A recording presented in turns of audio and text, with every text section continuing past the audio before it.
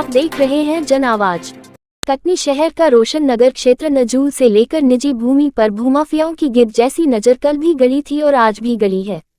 लेकिन आज जो जमीन से जुड़ा मामला प्रकाश में आया है वह सारी इंसानियत को शर्मसार करने के लिए काफी है। आपको बताते चले कि श्रीराम जानकी हनुमान वार्ड में नजूल की भूमि को कांग्रेस पार्षद पति मनोज गुप्ता पर वहां के रहवासियों ने संगीन आरोप लगाए हैं। रहवासियों ने बताया कि पार्षद पति नेता प्रतिपक्ष मनोज गुप्ता ने बेशकीमती नजूल भूमि पर अवैध कब्जा कर और करवाकर कूटरचित तरीके से जमीन को बेच दिया। इतना ही नहीं, बीवी के पहले खुद पार्षद रहे मनोज गुप्ता ने चुनाव के समय नजूल भूमि पर सुलभ कॉम्प्लेक्स बनाने का वादा किया था, लेकिन गिरगिट की तरह रंग बदलते और लाखों की जमीन पर नियत खराब होते ही कब्जा कर बेचने का खेल खेले जाने लगा। इतना ही नहीं, हद तो तब हो गई जब सारी इंसानियत और विश्वास को तार तार करते उस महिला की जमीन भी हथिया ली जिस महिला के घर मनोज गुप्ता समेत उसके अन्य भाइयों ने जन्म लिया था।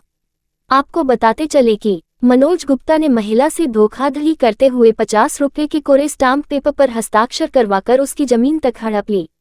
अब वह महिला अपनी जमीन पाने के लिए सरकारी दफ्तरों के चक्कर काट रही है।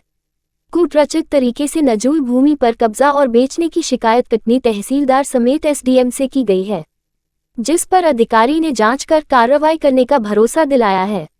अब देखना ये होगा कि सरकारी दफ्तर में बैठे सरकारी अधिकारी कब न्याय संगत कार्रवाई कर पाते हैं। ब्यूरो रिपोर्ट जन आवाज। क्या शिकायत है? ये जमीन है अमृतलाल यादव की, यूपी का है। ये पहले यहीं टीआरएस में नौकरी करता था। उस समय उसने ये भूमि खरीदी थी पारुल मुखर्जी से। पारुल मुखर्जी से रजिस्ट्री खरीदी थी, इसका नामांतरण नहीं हुआ। हालांकि पारुल मुखर्जी की ज़मीन आज भी शासकीय भूमि में दर्ज है।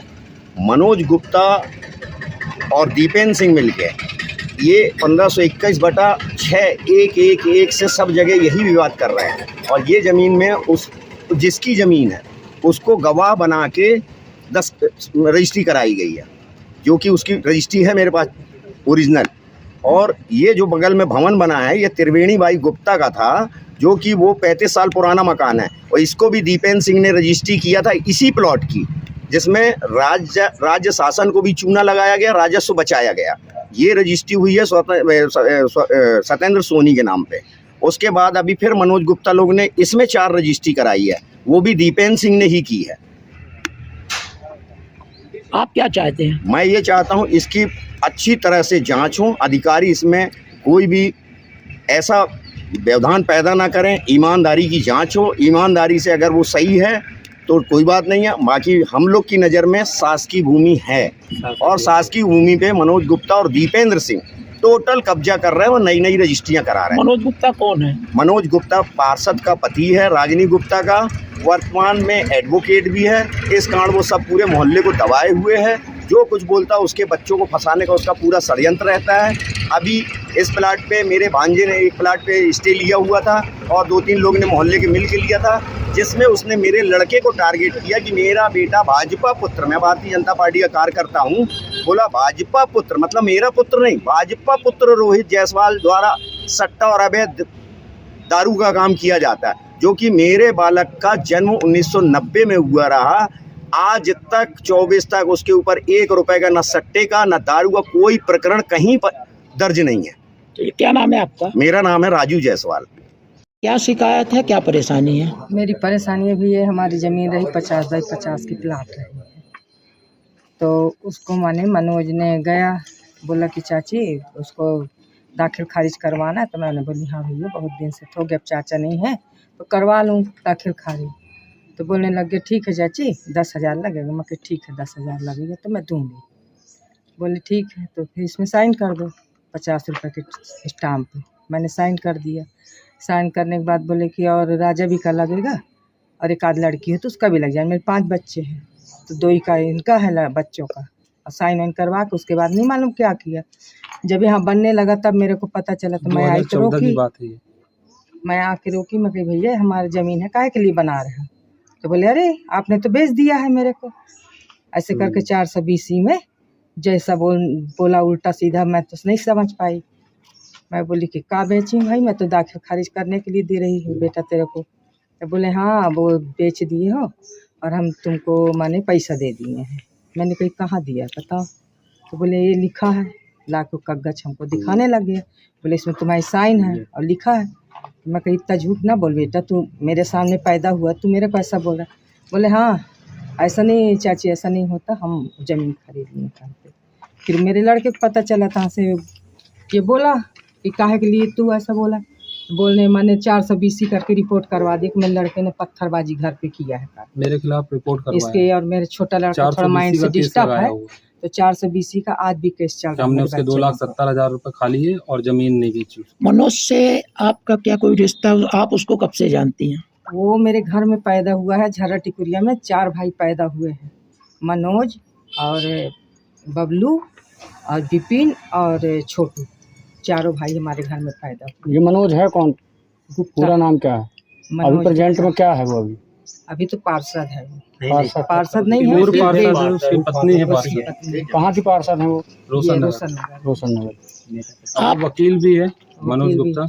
अब वो मेरे को एक दिन घर में जाके धमका रहा था, बोले चाची मैं देख लूंगा, मैं वकील भी हूँ और मैं पार्षद हूँ। इसकी रजिस्ट्री वगैरह है आपके सब कुछ है मेरे पास। 1989 की। आप शासन प्रशासन से क्या चाहती हैं? मैं चाहती हूँ कि हमारी जमीन हमको मिल जाए, बस जांच करें पूरी तरीके जांच से, करें जो और भी दोषी हो जो भी है उसे सजा मिले। क्या नाम है आपका? मेरा कुसुम देवी। जो शिकायतें आपको मिली हुई हैं उस संदर्भ में तहसीलदार साहब आप क्या कार्रवाई करने वाले हैं?